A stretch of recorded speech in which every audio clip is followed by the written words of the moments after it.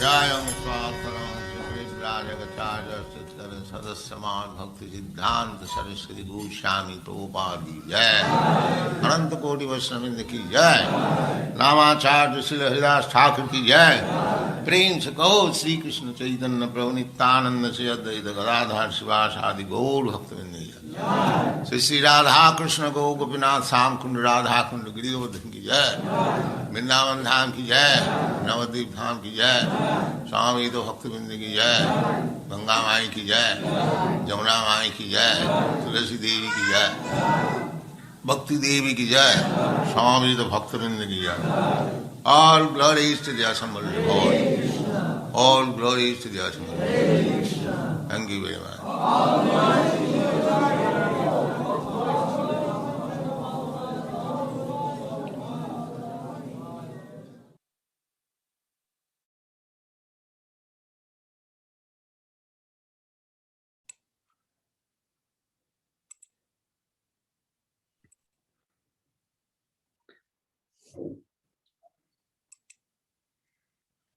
Hare Krishna, dear devotees. Thank you for joining this Bhaktivedanta Manor morning class, the School of Bhakti. And we're very, very privileged and happy to have you online with us. And also very privileged to have with us His Grace Sundar Ananda Prabhu. Haribol. Welcome, Sundar Ananda Prabhu. It was so nice to see you and have your association here on this morning's class. We're very much looking forward to the immense knowledge that you have with this philosophy and the support that you always give us here at the temple. Without further ado, I'm going to pass across to you, and then you can take us into this nectarian scripture that it is Chaitanya Charitamrita. Thank you. Hare Krishna. Hare Krishna. We are going to be speaking from the Chaitanya Charitamrita Madhya Leela, 6th chapter, 155th and 156th verse.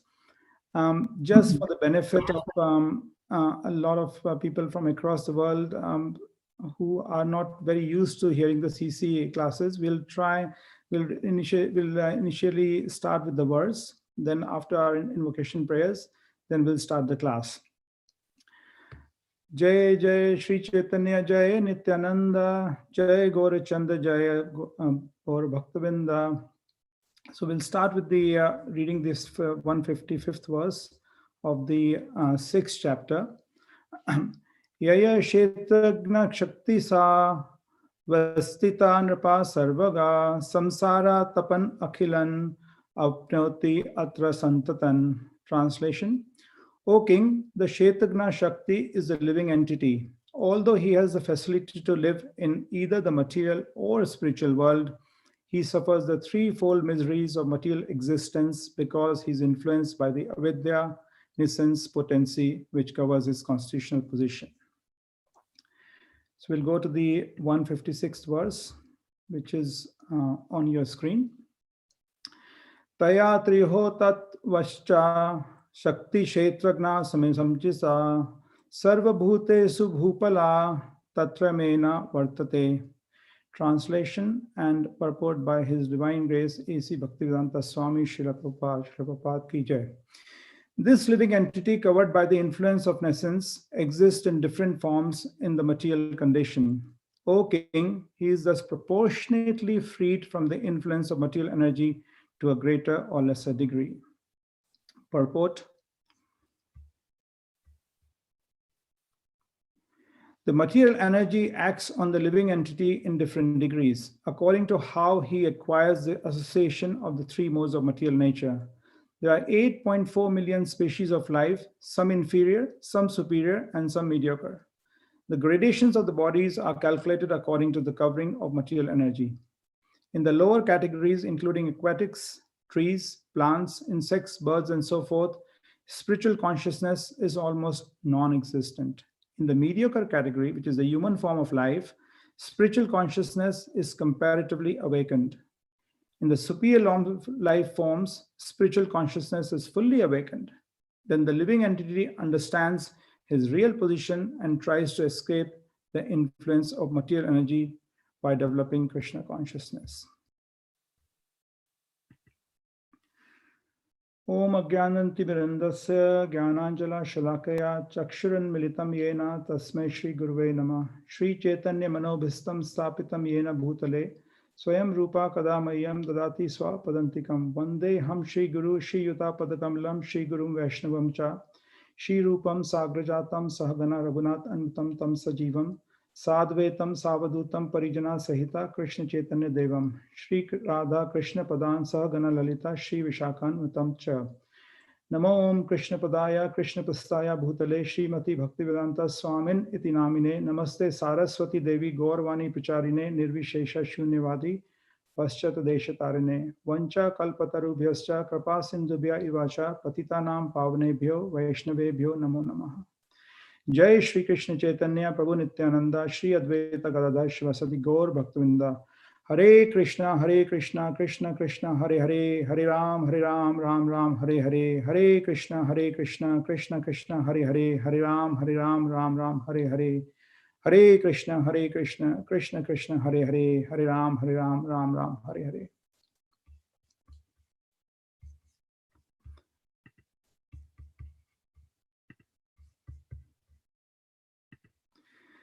So, Hare Krishna, everybody, and first of all, my gratitude goes out to the organizers and the School of Bhakti, who have allowed me to speak few words, share my thoughts for the pleasure of the devotees and the Lord.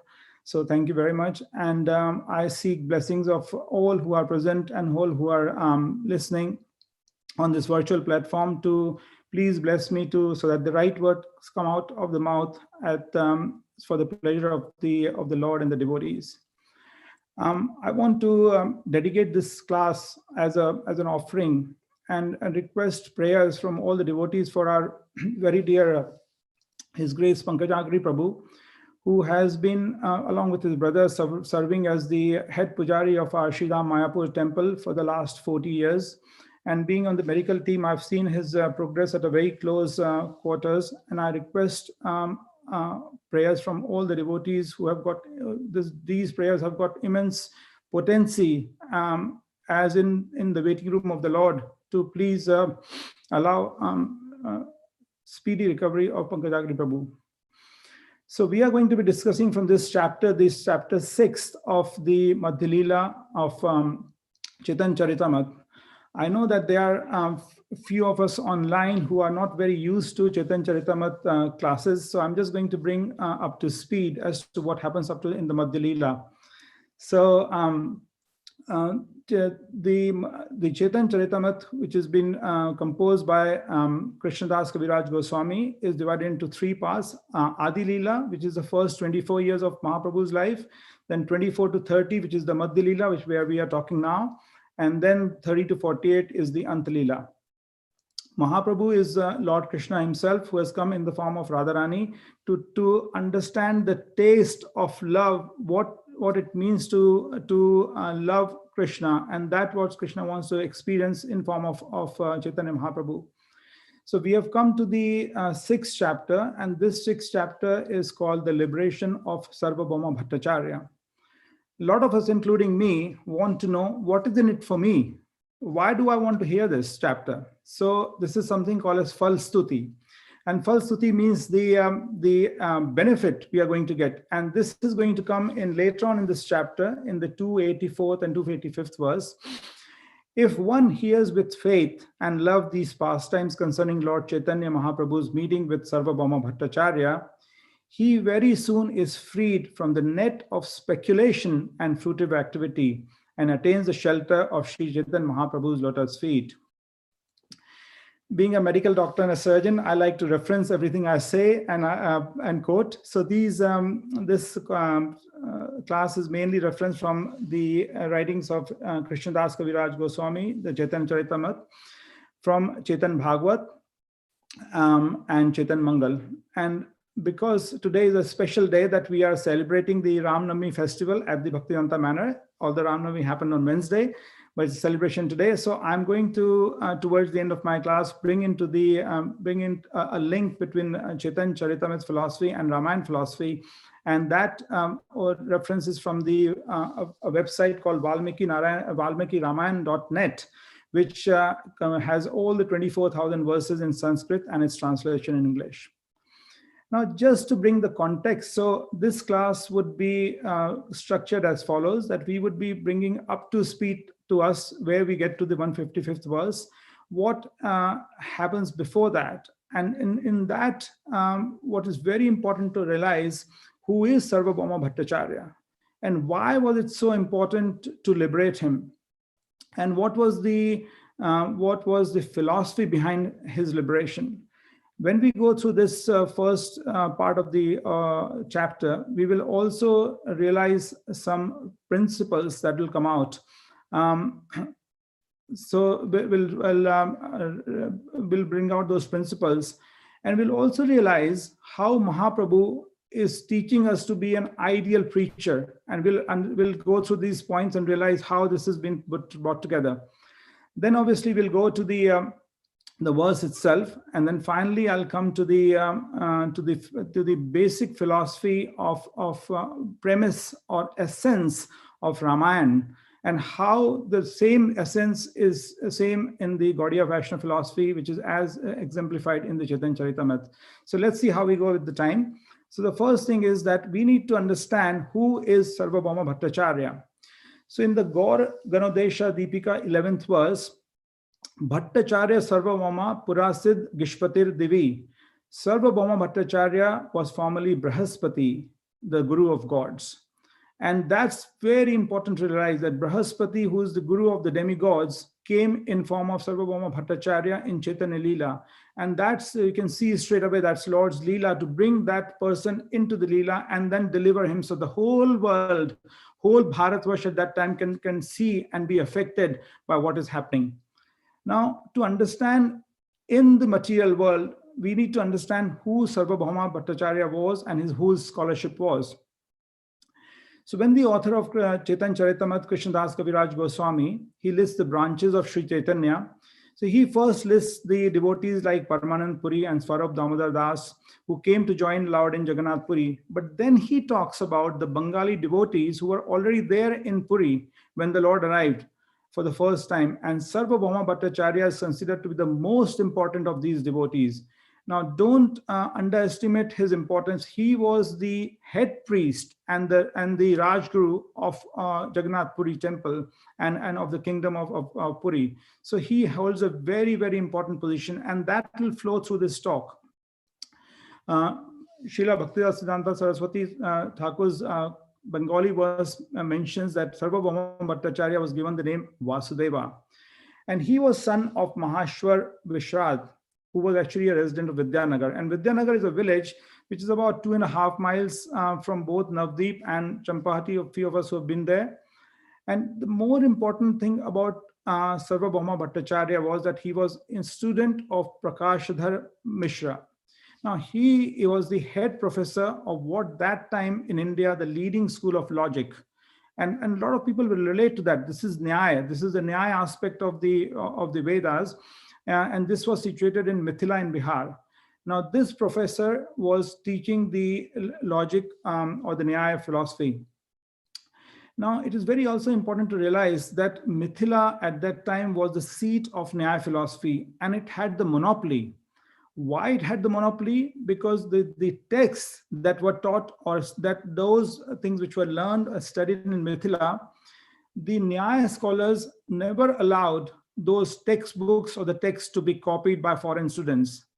So just imagine that you are studying in Oxford or Cambridge, and you have got a particular module which is being taught in Cambridge, and those textbooks are not allowed to be taken out of Cambridge or taken or copied. What would you do? You're stuck with Cambridge, and that's exactly what's happening with Mithila. The Nyaya philosophy could only be taught in Mithila because the knowledge cannot be transferred outside. So it was a complete monopoly. So what does Sarvabhauma Bhattacharya do? He is so learned scholar that he memorizes all these textbooks. And when he comes out to Navdeep, he gets them transcribed into a textbook. So the knowledge has been transported from Mithila to outside, and then this knowledge then can be transported freely to everybody. So he is that degree of knowledge and scholarship. And this is the person we are talking about who's being delivered in this chapter. Just to relate to his background, his family background. So his father, Mahashwar Visharad, was a very good friend of Mahaprabhu's maternal grandfather, none other than Nilambar Chakravarti. And so, although Sarvabhauma was much older than the Lord or Mahaprabhu himself, but he had felt like a protective, like a paternal influence on him. So, coming back to the scholarship of Sarvabhauma Bhattacharya, the Nyaya philosophy in this form from Mithila is now transported outside. And it is for this reason, it was first time ever it was taught outside Mithila. And these textbooks were then transcribed, and then entire body of learning was available. And Sarvabhauma Bhattacharya started his own school and started teaching this Nyaya philosophy. He was also fully versed in the Vedanta philosophy. So it is so wonderful to see such a wonderful group of devotees in the temple room. And I've just seen Sutapa Prabhu walking in as well. Hare Krishna. So I was just mentioning that Sarvabhauma Bhattacharya was the first one who transported the knowledge of Nyaya philosophy outside Mithila, and the knowledge was available. He was teaching both the Nyaya philosophy and the Vedanta philosophy. But it's also important to realize that although he was a grahastha and not a sannyasi, but he took a form of sannyas. And the form of sannyas he took was called Kshetra sannyas. So Kshetra sannyasis are those who do not leave that geographical area, that Kshetra or that geographical premises. So he was a Kshetra sannyasi. So the reason I'm saying all this is to try and understand the magnanimity of Sarvabhauma Bhattacharya being no ordinary person. Now, he unfortunately was, although very qualified, and he became a teacher to many sannyasis, but of the impersonalist school. The impersonalist school is talking about an impersonalism as the Lord not being a person, that the personality of Lord, the form of the Lord, the leelas of the Lord is Maya. It is illusion. So, and the reason I'm going to mention a few things about Mayavadis, because the verse that we are going to cover will already be covered by these points that I'm going to be making now. So the Mayavadis who follow the knowledge, they deny the eternal spiritual character of the Lord's essence, name, form, and qualities and pastimes. So they think that this is illusion. And the source of the title Mayavad, Maya means illusion, that which is not. Form is rupa, and doctrine, and vada means doctrine. So the Mayavadis hold that the form of the Lord is a fabrication. But they also hold that it is important. Why is it important? Because it is a stepping stone to getting to where they should get to. So according to them, for a novice devotee or novice practitioner of the spiritual path, he first starts worshipping the Lord or talking about the Lord so that he can come to a level that he can join them at the level that they feel that he's liberated. And at that level, there is no form of the Lord, and the Lord is formless. So that's the Mayavad philosophy. So they hold that Brahman, the formless, undifferentiated, and potency-less form is the supreme truth. And nothing exists outside, and you are God, I am God, we are all same, we are all Brahman. But we also need to respect Sarvabhauma Bhattacharya, although and it's very common practice amongst devotees that when they hear about Mayavad or they hear about Mayavadis, they completely back off and start feeling a resentment. But let's just think about Sarvabhauma Bhattacharya, that he was also very respectful to Mahaprabhu. So why was he respectful? How do we know that he was respectful to Mahaprabhu? So as you know, after taking sannyas, Mahaprabhu came to the Jagannath Puri temple, and when Mahaprabhu came close to the altar, he fell down in ecstasy and fainted. Now at that time, the temple watchmen and sevaks saw him lying unconscious on the floor of the temple, and they don't know who he was. So he thought he may be just a vagabond, and they were prepared to beat him and evict him out of the temple. At that time, Vasudev Sarvabhauma appeared, and he stopped them from doing so. He saw this young, effulgent, beautiful sannyasi although he had doubts about his youth and about the being sannyasi, but he thought he is somebody special. And he asked them to take him along to his house. He was so impressed by the beauty of the Lord as this, and also realized that there was a spiritual ecstasy which the Lord fainted. It's not like somebody fainted because of, being, you've not had enough sugar in your breakfast, or hypoglycemia. No, okay, see, I'm going to relate to medical world, but he fainted because of ecstasy, and he could understand that. So I think it's very important to realize that he was a blessed soul. So he could understand that Lord Chaitanya Mahaprabhu was not an ordinary person, but obviously he did not understand the importance of the Lord till much later. So with the help of the disciples and temple guard, he took him to home. And then he was very concerned that has he left his body or is he still alive? So we know that the famous thing he does is that he takes a little cotton wool, puts it on the front of the nose, and that cotton wool moves, so he knows that he's alive. And then eventually we have heard during the course of the last few weeks to few months that how he was, how the devotees arrive, they sing the kirtan and they chant the holy name, and then Lord gets up in ecstasy, comes to his material consciousness.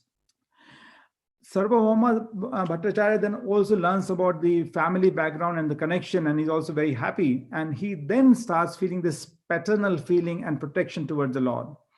So I'm going to quote some verses to appreciate how he is feeling for the Lord. And hence we should not be, we should not have any animosity towards Sarvabhauma Bhattacharya, but we should appreciate what his thought process is.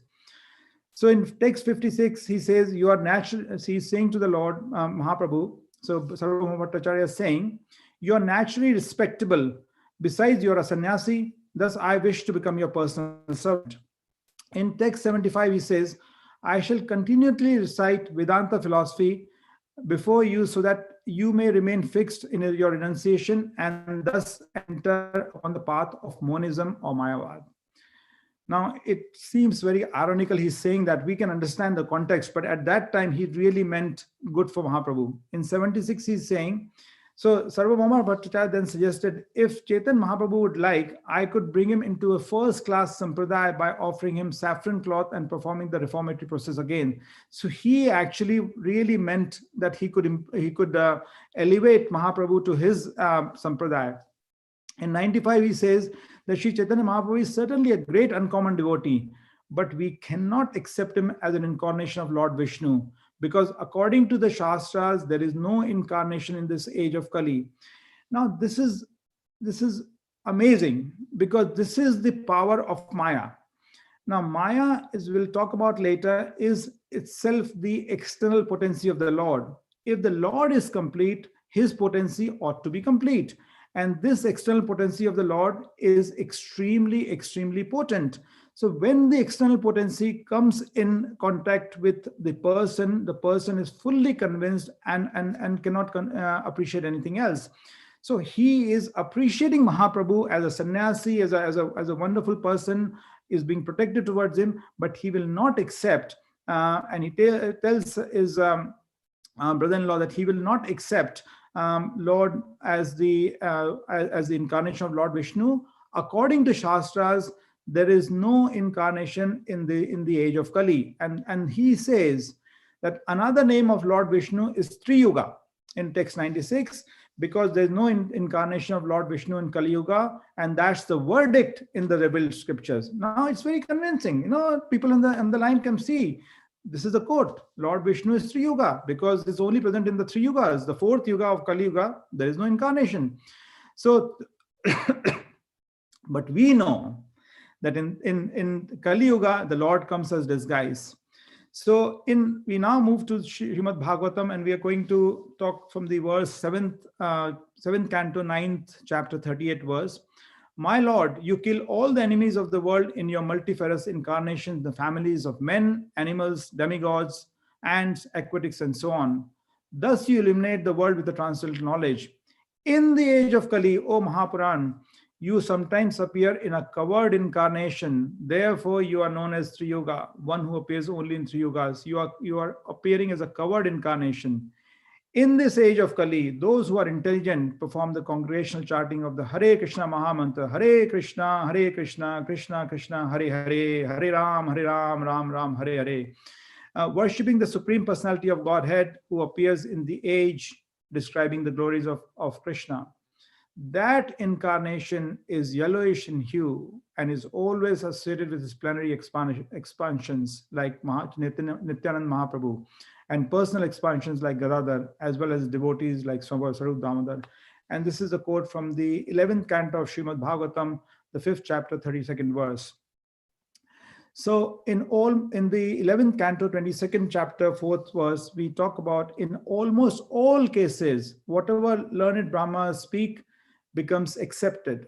Nothing is impossible for one who takes share of my shelter of my illusionary energy and speaks under influence. So the Lord is defining the potency of his illusionary energy. And he says that nothing is impossible for one who takes shelter of Maya and speaks under her influence. And when the Brahmanas speak, other people just accept it as a gospel truth. And that's the power of Maya. So the lesson we learn is that anything can be established by speech under the influence of illusionary energy. And that's why, dear devotees, it is so important to protect ourselves from this energy of Maya and be covered with the shield of the Hare Krishna Mahamantra. Now, we know that the illusionary energy appears sometimes correct because it is also emanating from the supreme correct. And the important point is to avoid any bewildering illusionary influence. One must accept the words of Supreme Personality of Godhead as they are. And that's where the faith and the surrender comes in. Unless we have the faith, unless we surrender to the Lord, the Maya, the power of the illusionary energy, the Maya Devi, is so potent. And Prabhupada once said that, you know what our problem is? That we are not fearful of Maya enough. And that's what we don't realize. It is just round the corner. We are attending this class, we are focusing on the Lord, we get out of this class, and there you are. Maya Devi is ready to grab us. So what I've tried to mention here is that Mayavadis speak with so much conviction because they are propelled by the external potency of the Lord Maya Devi. But are they at fault? So if we look at Mayavadis, they are being influenced by Maya. The potency is so strong that they believe that nothing else is true. And that's where I bring my concept of hate the disease and not diseased. So we give classically this example. This doesn't happen anymore, but long time ago in India, there used to be tuberculosis sanatoriums. And if you were a visitor, you were walking past some patient and he had a sudden bout of cough and coughed on you, you will feel very, very bad, almost like hatred. But that's not that person's fault. It's the disease which is making him do that. The person is a pure soul, unfortunately being affected by tuberculosis. So same principle applies here. We should hate the disease and not diseased. We should respect them, but not their philosophy or beliefs. Big difference. We should not disrespect any soul. We could may not agree with their philosophy or belief. We may not want to believe that, but we should not disrespect them. And my philosophy in this thing is what I call a soul mode. So there are occasions in life when we come across people who we just don't like the sight of. We don't like the way they speak to us. They're very aggressive. They are, putting us down. They're really showing us down. And I had this exchange yesterday on this medical group, and I was really taken aback by a statement one of the organizers made to me. And I said to myself, why should I have any hatred towards this person? He's ultimately a soul, I'm a soul, and we are both part and parcels of Krishna. If we are both part and parcels of Krishna, we become God brothers and God sisters. Why should we hate them? And obviously it is my karma which is coming back to me through him. If he didn't give it, somebody else would have given it. So there you go, my fault, not his fault. So I go into my soul mode, and that really helps me in looking at all these aggressors towards me who are just trying to bash and say, okay, this is very demeaning.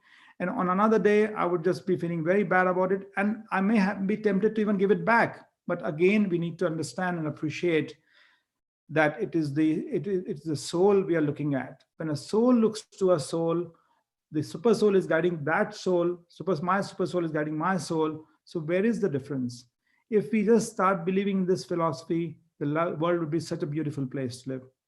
So despite all what he was here, Mahaprabhu was also hearing all this discussion from Gopinath Acharya and Mukundat, but Mahaprabhu was very respectful to Sarvabhauma Bhattacharya despite these adverse comments.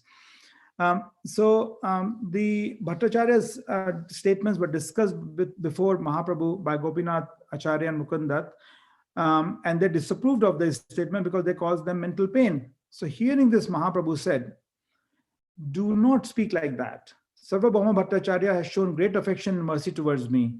Out of his paternal affection for me, he wants to protect me and see that how I follow the regulatory principles of a sannyasi. What's the fault in this?" And we have to take this principle from Mahaprabhu, that although he is hearing his own criticism, but he is seeing that criticism should be a means of affection and protection. We should see a criticism as a positive criticism rather than making it a negative criticism. Very important lesson for us to follow. So Bhattacharya said that here to Mahaprabhu, that hearing Vedanta philosophy is a sannyasi's main business.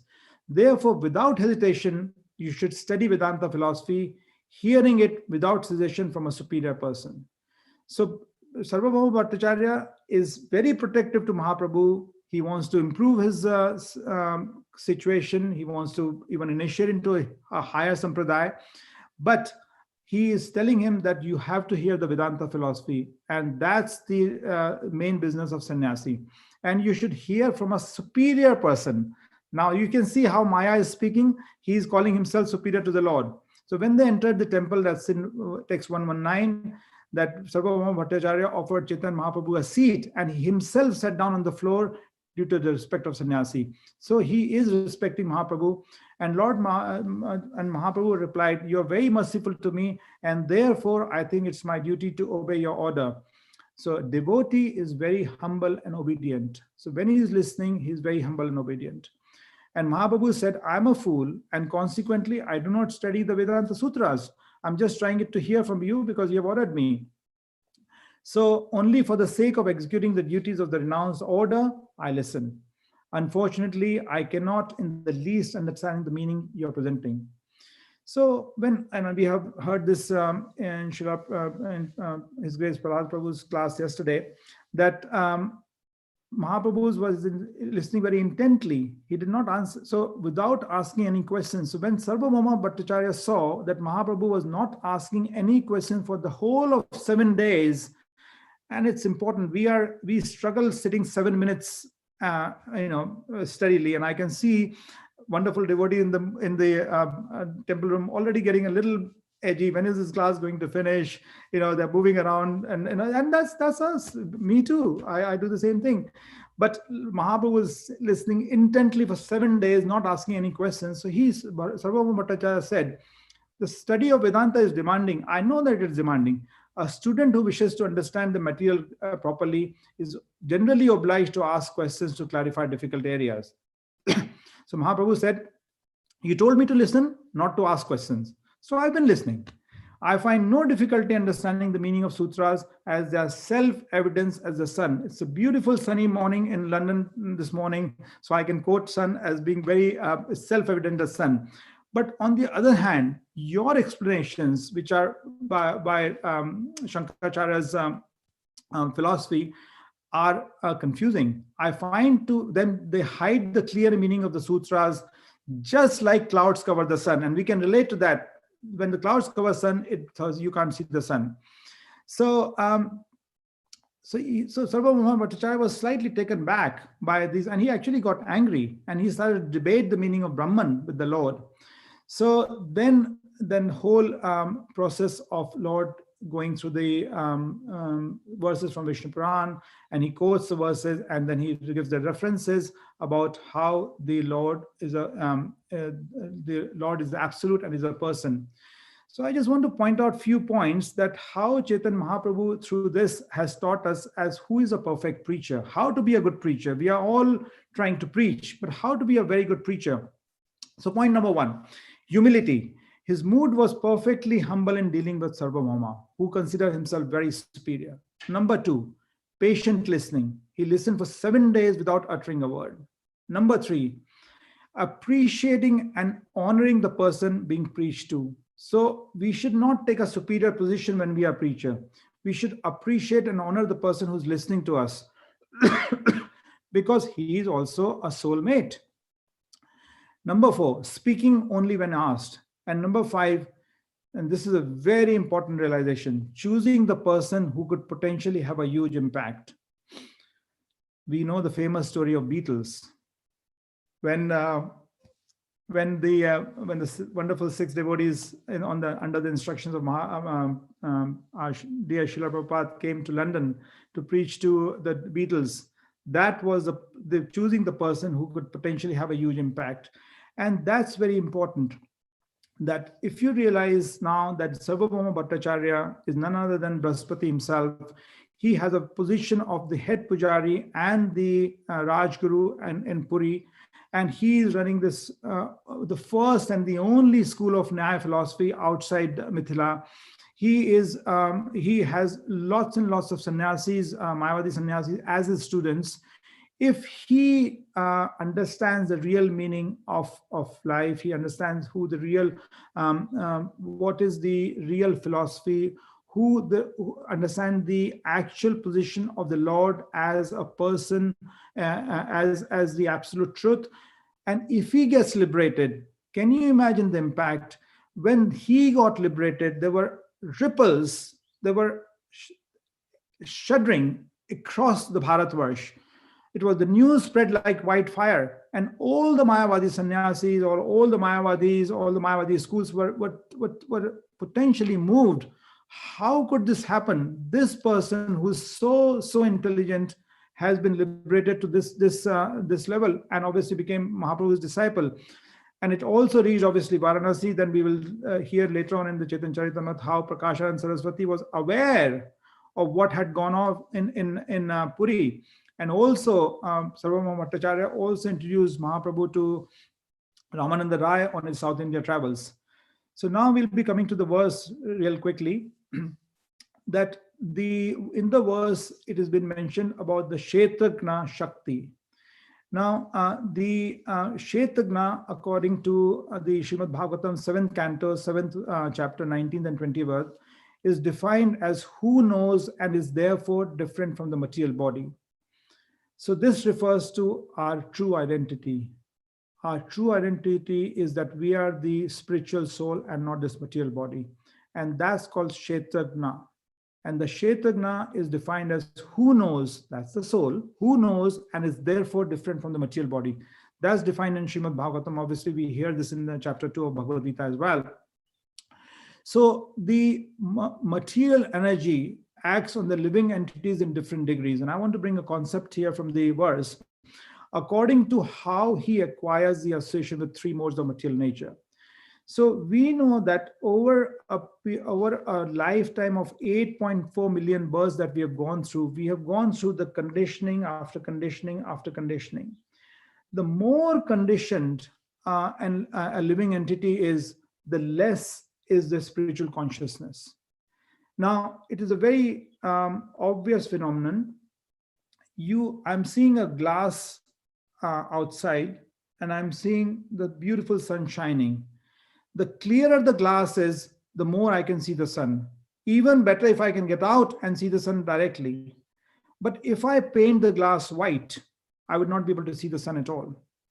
So the lower categories of entity, the aquatics, the trees, the plants, insects and birds, they have no existing spiritual consciousness because they can't see the Lord. There is no connection. We talk about yoga. Yoga means to link.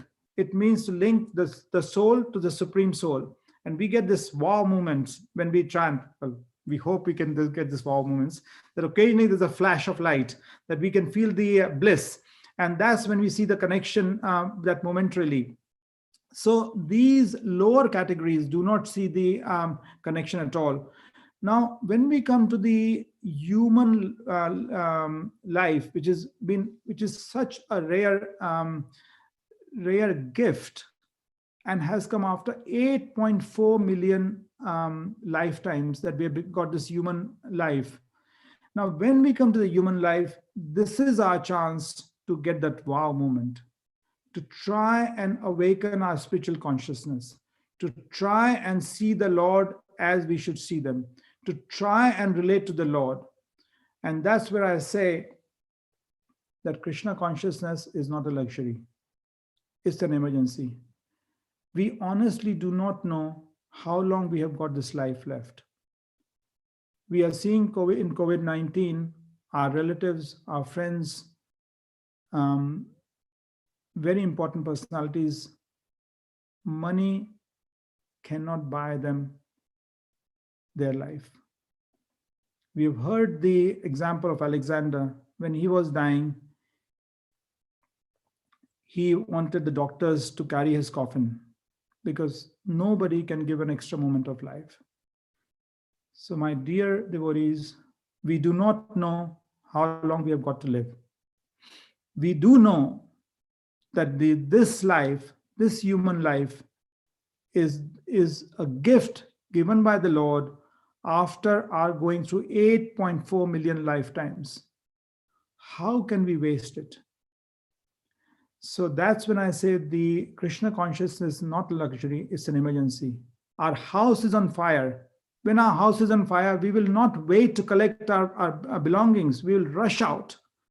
And that's where we are in that situation, that we should be rushing to take up the chanting of the holy name and try and make our lives better. So when we talked about that, the more dense the conditioning is, the less the connection with the Supreme. So what does the chanting of the Mahamantra do? We know that if this is scientifically, if this is the soul, and there's covering over the soul after covering, after covering, after covering, when we chant the holy name, when we chant the Mahamantra, Hare Krishna, Krishna Krishna, Hare Hare, Hare Ram, Ram Ram, Hare Hare, it starts unpeeling the coverings. And eventually, after again multiple lifetimes, we might be able to relate to the Lord. Hence, Krishna consciousness is not a luxury, but emergency. So I'm going to quickly move over to Ramayana, because it is going to be a celebration of Ramayana at the Bhaktivedanta Manor today. Although Ram Navami was on Wednesday, but we are celebrating it today. So in the example of Vibhishan and Hanuman asked Vibhishan, why are you not leaving Lanka to be with Ram? So Vibhishan said, my duty is towards Ravan. Now that's the bodily conception and relationship versus our param dharma are working towards the Lord. Now, in the end of this chapter, Mahaprabhu shows his Shatbhuja form to Sarvabhauma Bhattacharya, and that completely floors him. Nothing else is left. He has seen the Lord in the six-handed form.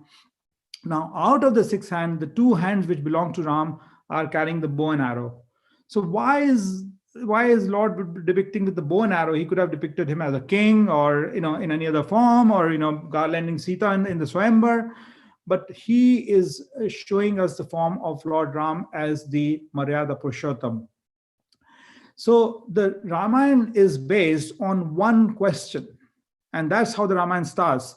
This question is posed by Valmiki to Narad, and he asked, is there any person with the 16 qualities that he's narrated?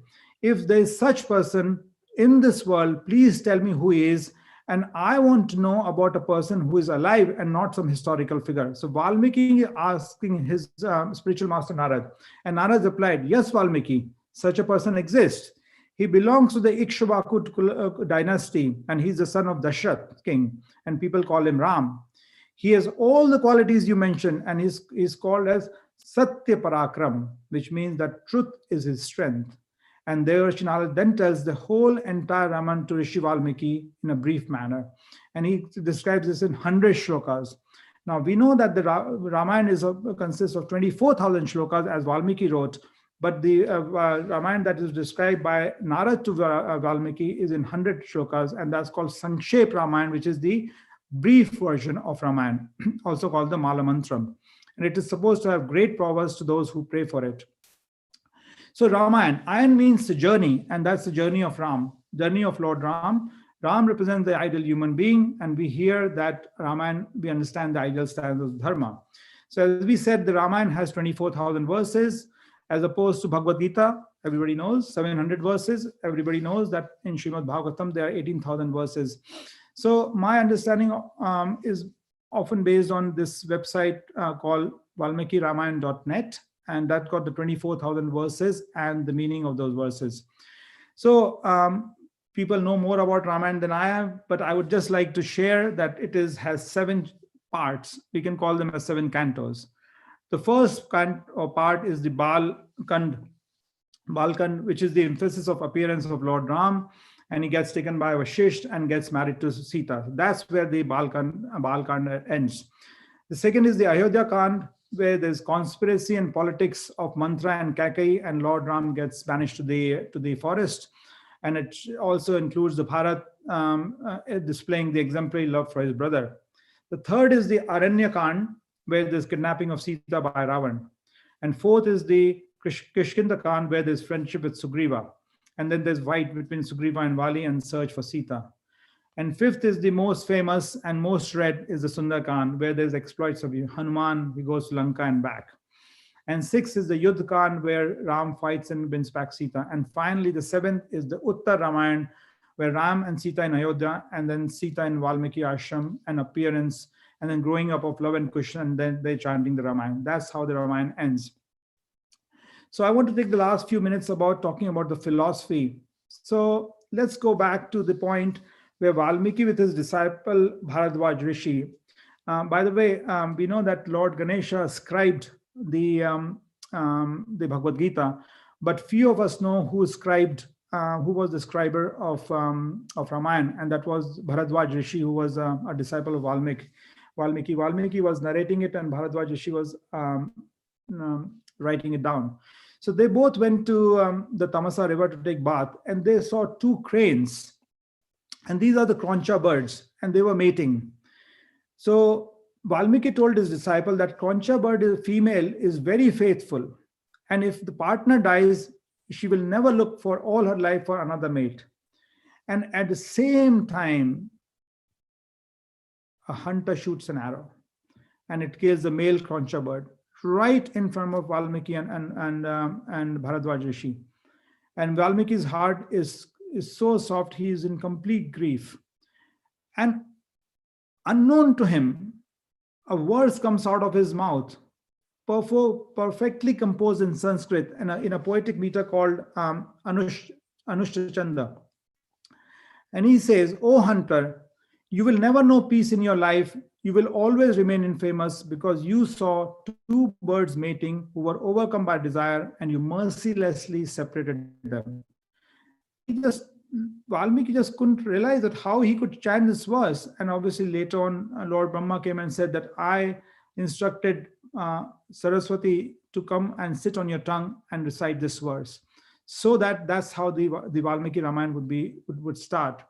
And even the modern ornithologists, which is the science of studying birds, confirm that these female sorasas or the concha birds don't mate again.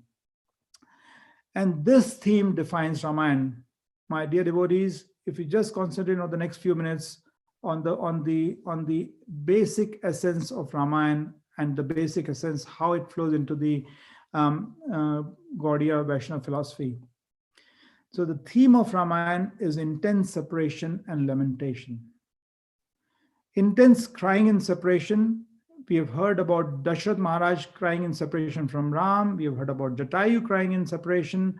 We have heard Hanuman.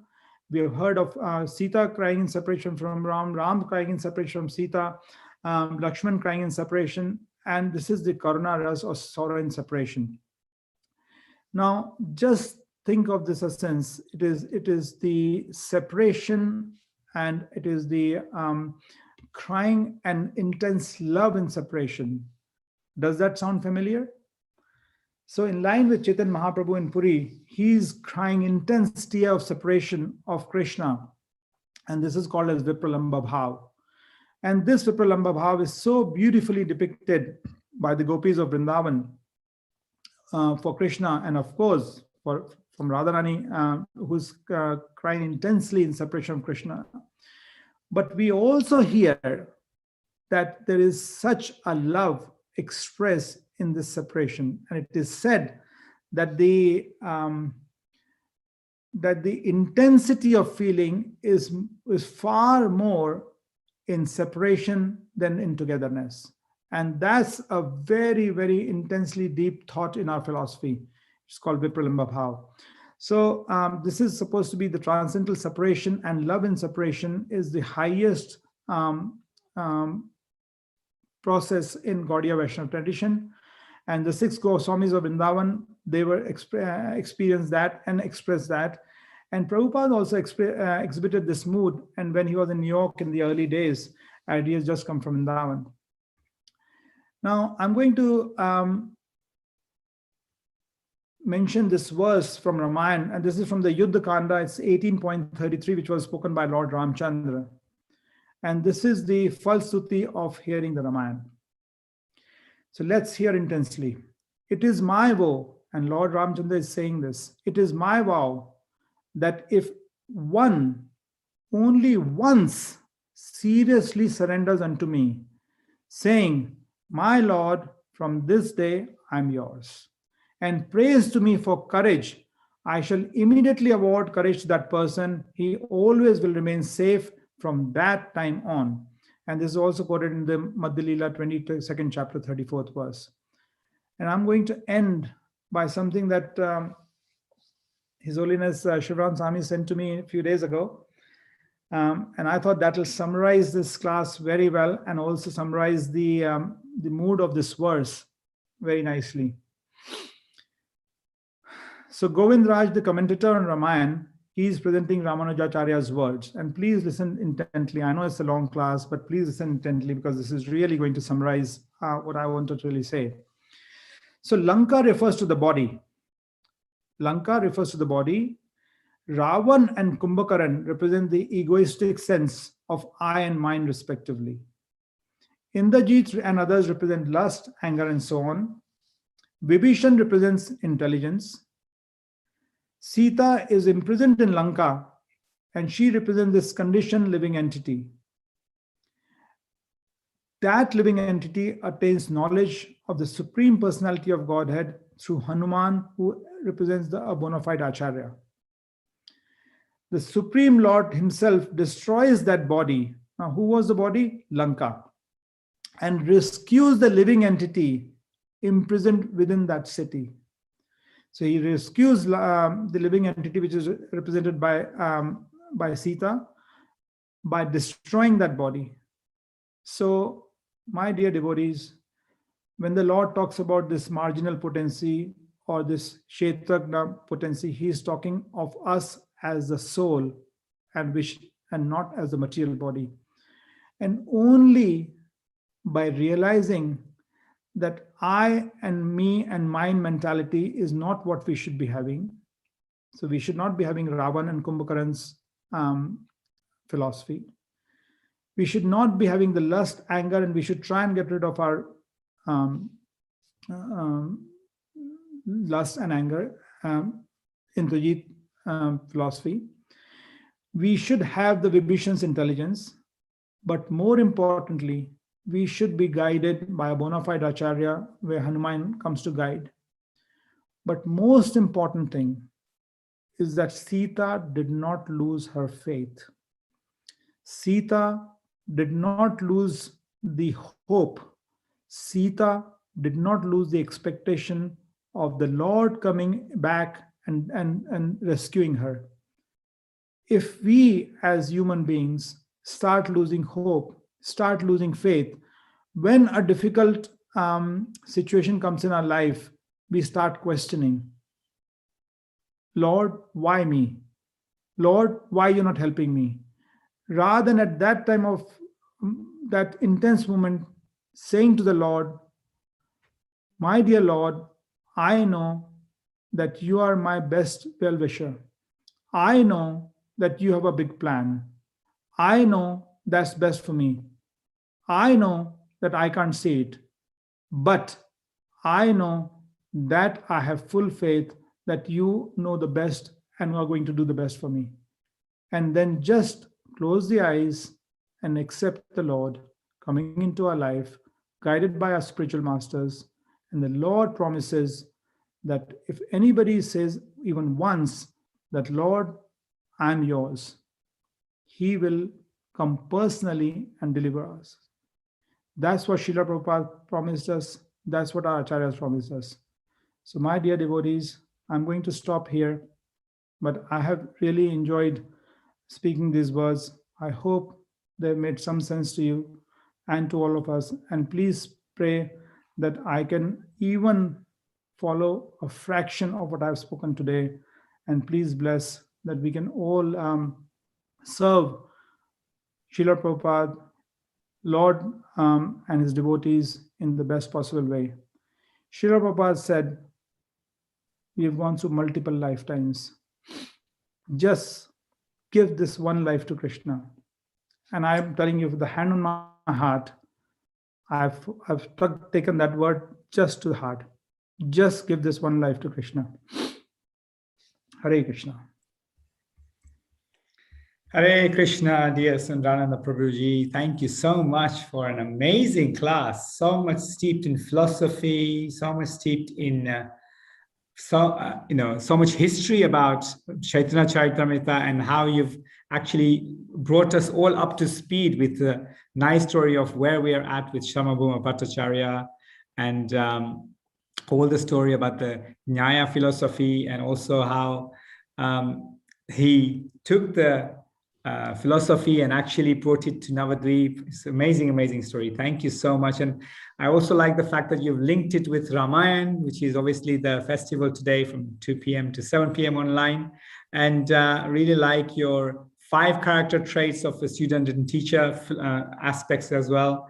Very, very nicely conducted class, very rounded. We do have a couple of questions online. On the chat from the temple room, we have Amrita Vilasani Mataji, who's asking that Srila Prabhupada says in the purport, in the superior life forms, spiritual consciousness is fully awakened. Could you elaborate which forms of life Srila Prabhupada refers to here? Hare Krishna, and thank you very much for asking that question. Prabhupada also refers to the human life as mediocre. So we are in the middle. So the superior form of life he's referring to is the demigods. So demigods are also entities, and they are being referred to in the spiritual consciousness. He's also referring to the liberated souls. So those souls who are supreme devotees. So the supreme devotees of the Lord, these demigods, that's the level of consciousness Prabhupada is referring to. At that level of consciousness, the interaction with the tamo and the rajo gun, which is the ignorance, the mode of ignorance and mode of passion, is minimal. The only majority of time the interaction is mode of goodness, and then transcends beyond. So we aim to try, we are always going to be interacting with the 3 modes of material nature. One day we will be in a mode of goodness, someday we'll be more affected by the other 2 modes.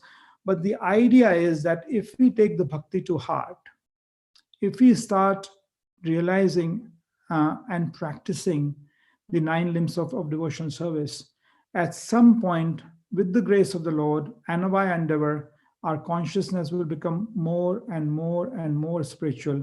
I usually, in my classes to my mentee family, I always talk about this box. This box has 100% space. Now you have 2 competitive items trying to compete for that space. One is the material consciousness and one is the spiritual consciousness.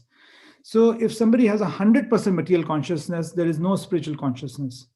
So as the spiritual consciousness comes in, the material consciousness gets displayed. So at a point where you reach, maybe in human life, you have a 50-50 50% material, 50% spiritual consciousness. But when you go into the higher forms of life, you get towards 100% spiritual consciousness. And at that point, the self-realization is complete. I also use two different terms. One is called self-awareness and self-realization. So at human life, human form of life, as devotees, as we are discussing, we are trying to become self-aware. And then only by practice of bhakti, a self-realization will come. And that goes to the superior forms of life. I hope, Mataji, that answers your question.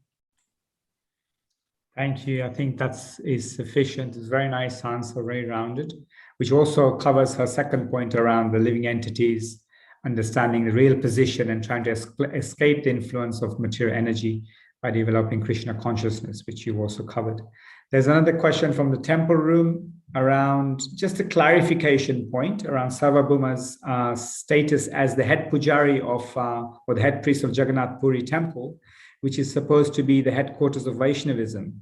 And so they just needed a clarity around how his philosophy and him being the head priest of Jagannath Puri is a clarity sought.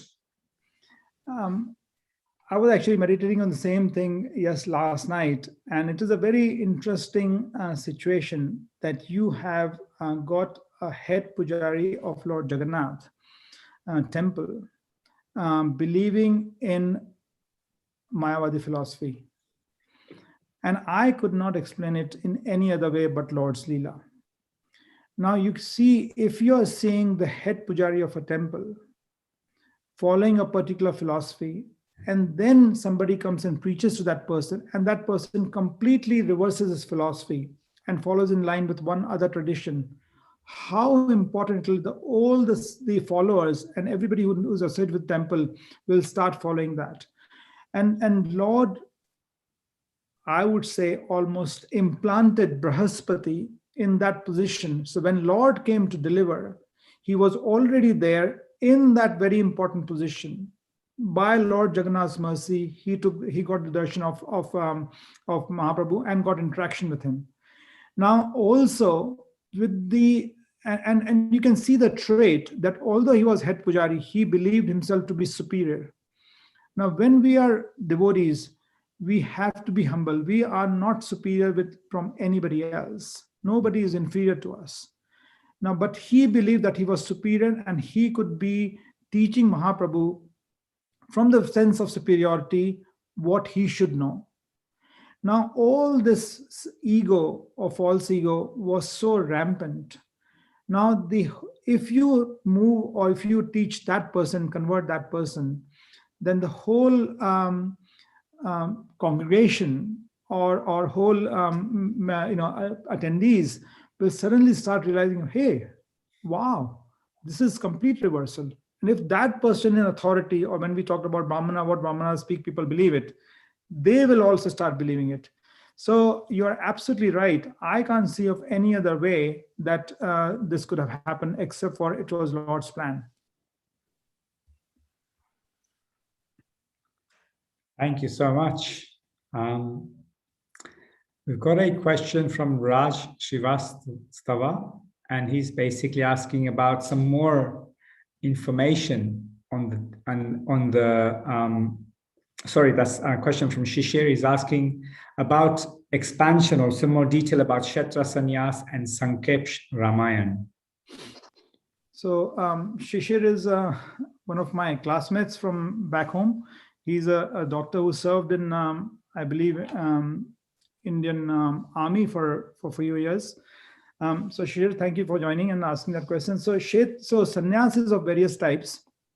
And obviously when we talk of sannyasis, we talk of either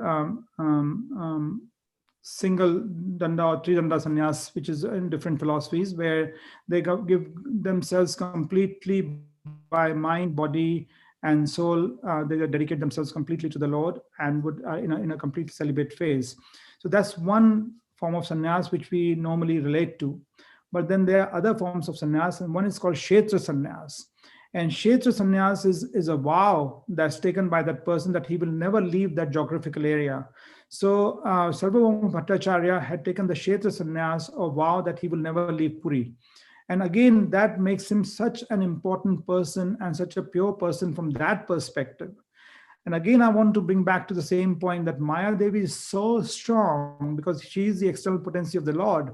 If she is so strong, this person is completely bewildered by her, and hence he's teaching what he believes is right, but he is himself inside a very pure soul. So that's the Kshetra Sannyas. You asked about the Sankshep Ramayana. So as we talked about the Ramayana, Valmiki Ramayana has 24,000 verses. Um, there's a slightly more complicating and confusing point, which we also talk about Srimad Bhagavatam, that this is the Valmiki Ramayana on this planet Earth. Valmiki Ramayana is going on in different planets also and has different versions. And of course, it's going on in the spiritual Ayodhya. But as we know, Valmiki Ramayana, it's got 24,000 verses. And that's why, again, I refer to valmikiramayana.net, where I studied from. But what Ramayana was taught to Valmiki by Narad was a very sankshep, a very brief Ramayana. And that was in 100 shlokas. So that was the whole condensed Ramayana, which then was transferred to the mind of Valmiki by his spiritual master Narad Muni, and that contains only 100 verses. But then obviously Valmiki expanded in 24,000 verses, and Valmiki had no confidence that he could write Ramayana or could speak Ramayana because he never thought that he could do it. And that's why Lord Brahma arranged Saraswati to sit on his tongue and speak that verse. And for that reason, the hunter was asked or was inspired to kill this male Karocha bird, which brought so much of intensity of separation. And that intensity of separation from the female bird completely shook Valmiki. And then Saraswati sitting on his tongue made that verse come out. When that verse came out, it is like liberation of Valmiki. He felt that I am now the chosen one, I can deliver that. And then obviously he goes and writes and speaks about Valmiki Ramayana. So for us to be purified, Lord gives us these intense, difficult moments sometimes, so that we can then wake up and get out of our comfort zone and start realizing what's so important. And you would have seen me writing in a lot of groups that one should really aim to understand the real goal of life. And the real goal of life is we have got very short time left. This human life is very rare. Lord has given it as a gift. We have to not realize, just contain our material activities and be involved in that. We have to get beyond that. I'm not saying that everybody drops everything what they're doing, but they have to add spiritual life into that and start attaining towards the higher goal of life, or the real goal of life, which is the love of God. We have to realize that our eternal entity is that we are the servitor of the Lord. And that's how we want to be, and we want to go up there. So thank you for asking that question. As I said, a lot of my friends are attending this class. It's an honor and privilege to be speaking to them. Thank you so much, Prabhuji. As you can see, we've had a packed Zoom session here and temple room also. I would like to thank you so much for your wonderful class and your association. Hope once we open up, or even sooner, we have another class from you, and then we will be able to associate some more. I'd like to thank you for giving us this privilege to have the knowledge. I'd just like to add 3 Haribols for His Grace Sundananda Prabhu. Hari Bol, Hari Bol, Hari Thank you, Prabhuji, for a nice class. Very nice class. Lovely class. Wonderful. Very nice class. Thank you, Prabhuji. Hare Krishna Sundarananda Prabhu, wonderful class. I like what you say, not to hate the person, but the disease. Wonderful. Hare Krishna Sundaranand Prabhu. Thank you for sharing the nectars. And I will like to have the recording of this class so that I can learn more. Thank you. Hare Krishna. Hari Bol. Thank you, Prabhuji, for the wonderful class. Thank you. Thank you, Prabhuji. Hare Krishna. Thank you. Thank you so much. Doctor London जो मेरा इलाज करते हैं जी, जो मेरा pen होता है उसका इलाज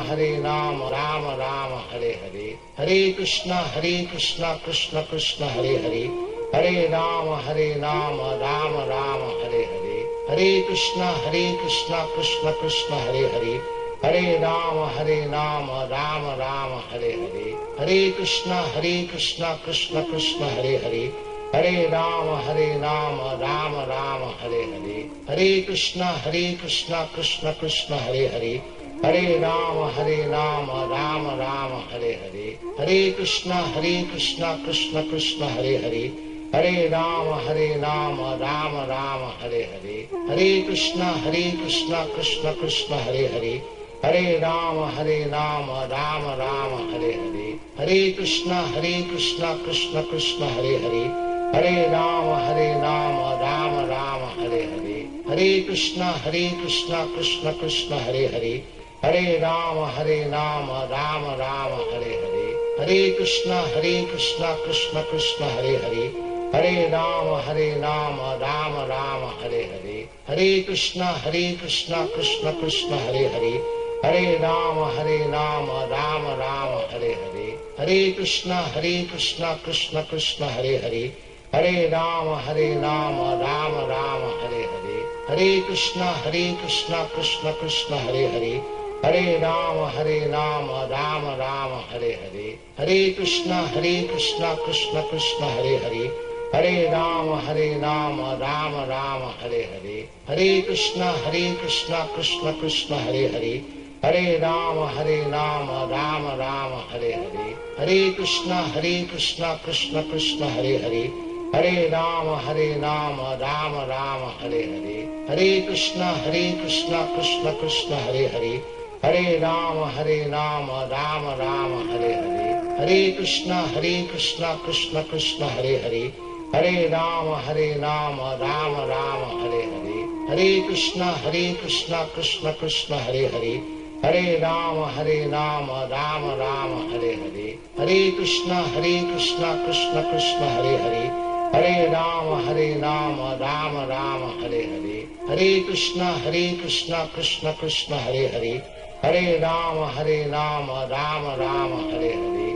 Krishna, Krishna Krishna, Hare Hare, Hare Rama, Rama Rama, Hare Hare, Hare Krishna, Krishna Krishna, Hare Hare, Hare Rama, Rama Rama, Hare Hare, Hare Krishna, Krishna Krishna, Hare Hare, Hare Rama, Rama Rama, Hare Hare, Hare Krishna, Krishna Krishna, Hare Hare, Hare Rama, Rama Rama, Hare Hare, Hare Krishna, Krishna Krishna, Hare Hare, Hare Rama, Rama Rama, Hare Hare, Hare Krishna, Krishna Krishna, Hare Hare, Hare Rama, Rama Rama, Hare Hare, Hare Krishna, Krishna Krishna, Hare Hare, Hare Rama, Rama Rama, Hare Hare, Hare Krishna, Krishna Krishna, Hare Hare, Hare Rama, Rama Rama, Hare Hare, Hare Krishna, Krishna Krishna, Hare Hare, Hare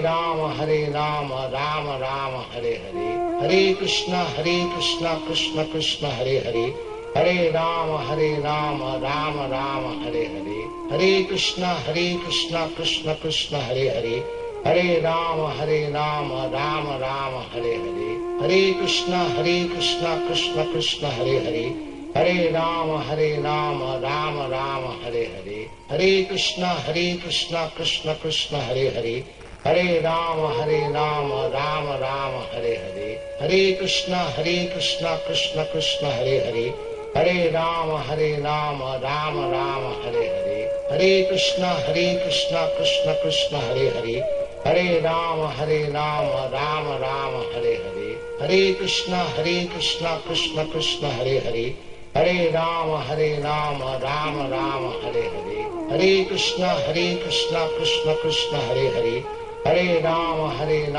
Rama Rama, Hare Hare, Hare Krishna, Krishna Krishna, Hare Hare, Hare Rama, Rama Rama, Hare Hare, Hare Krishna, Krishna Krishna, Hare Hare, Hare Rama, Rama Rama, Hare Hare. Hare Krishna, Krishna Krishna, Hare Hare. Hare Rama, Rama Rama, Hare Hare. Hare Krishna, Krishna Krishna, Hare Hare. Hare Rama, Rama Rama, Hare Hare. Hare Krishna, Krishna Krishna, Hare Hare. Hare Rama, Rama Rama, Hare Hare. Hare Krishna, Krishna Krishna, Hare Hare. Hare Rama, Rama Rama, Hare Hare. Hare Krishna, Krishna Krishna, Hare Hare.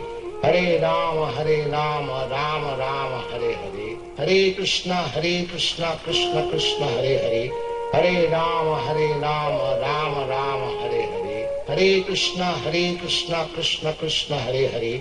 Hare Rama, Rama Rama, Hare Hare. Hare Krishna, Krishna Krishna, Hare Hare. Hare Rama, Rama Rama, Hare Hare. Hare Krishna, Krishna Krishna, Hare Hare. Hare Rama, Rama Rama, Hare Hare. Hare Krishna, Krishna Krishna, Hare Hare.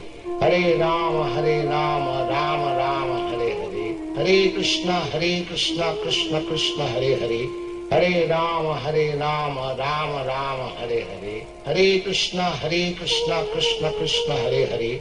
Hare Rama, Rama Rama, Hare Hare. Hare Krishna, Krishna Krishna, Hare Hare. Hare Rama, Rama Rama, Hare Hare. Hare Krishna, Krishna Krishna, Hare Hare.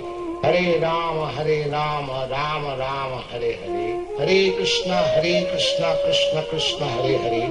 Hare Rama, Rama Rama, Hare Hare. Hare Krishna, Krishna Krishna, Hare Hare. Hare Rama, Rama Rama, Hare Hare. Hare Krishna, Krishna Krishna, Hare Hare. Hare Rama, Rama Rama, Hare Hare. Hare Krishna, Krishna Krishna, Hare Hare. Hare Rama, Rama Rama, Hare Hare. Hare Krishna, Krishna Krishna, Hare Hare. Hare Rama, Rama Rama, Hare Hare. Hare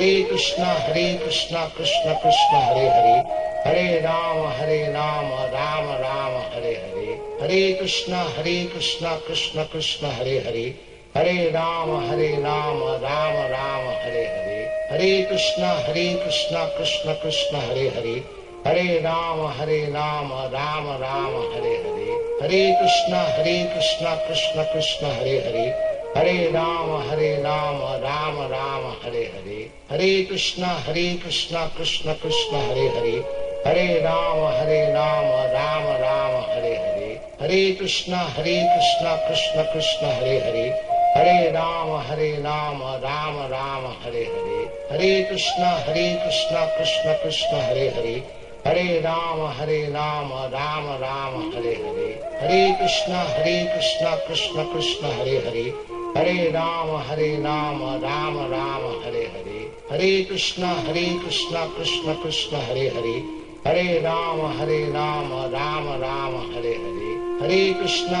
Krishna, Krishna Hare Hare. Hare Rama, Rama Rama, Hare Hare. Hare Krishna, Krishna Hare Hare. Hare Rama, Rama Rama, Hare Hare. Hare Krishna, Krishna Hare Hare. Hare Rama, Rama Rama, Hare Hare. Hare Krishna, Krishna Hare Hare. Hare Rama, Rama Rama, Hare Hare. Hare Krishna, Krishna Hare Hare. Hare Rama, Rama Rama, Hare Hare. Hare Krishna, Krishna Hare Hare. Hare Rama, Rama Rama, Hare Hare. Hare Krishna, Krishna Hare Hare. Hare Rama, Rama Rama, Hare Hare. Hare Krishna, Krishna Hare Hare. Hare Rama, Rama Rama, Hare Hare. Hare Krishna, Krishna Hare Hare. Hare Rama, Rama Rama, Hare Hare. Hare Krishna, Krishna Hare Hare. Hare Rama, Rama Rama, Hare Hare. Hare Krishna, Krishna Hare Hare. Hare Rama, Rama Rama, Hare Hare. Hare Krishna, Krishna Hare Hare. Hare Rama, Rama Rama, Hare Hare. Hare Krishna, Krishna Hare Hare. Hare Rama, Rama Rama, Hare Hare. Hare Krishna, Krishna Hare Hare. Hare Ram.